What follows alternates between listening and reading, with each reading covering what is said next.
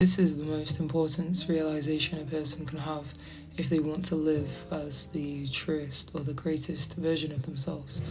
And that realization is that the degree to which we suffer is dependent on whether we choose to live life in one or two ways. The first way is living as an embodiment of your potential. When we do this, we align ourselves. We live in alignment with life.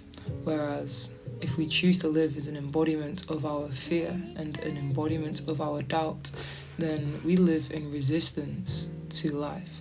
And the cost of our potential is simply just the attachments that we have towards our own life and the discomforts that comes with facing our own fear, which many people want to avoid.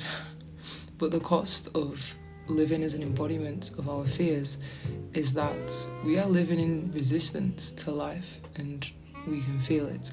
We will always know, there is always a part of us that knows that we were meant for so much more and that we are meant to be doing so much more, but we just can't pinpoint why. But once we have become aware that there are two different paths in life, then it becomes a choice. It becomes a conscious decision as whether we are going to repeat the same cycles and reaffirm our old life, our old identity, or whether we are going to choose growth. And the reason that alignment and abundance comes when we choose to embody our full potential is because that is essentially the nature of life. It is the way of life. Life is dependent upon growth, and it is dependent upon evolution. When we choose to lead our lives by those things, then we can feel life within ourselves.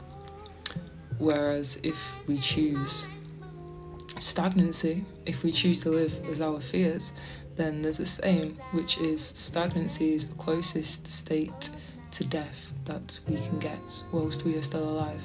And it's a very true saying, because that is exactly how we feel when we choose to live as an embodiment of our fears, when we choose our comfort zone over our growth and over our potential. That is essentially the closest state to death in which we can get whilst we are still alive.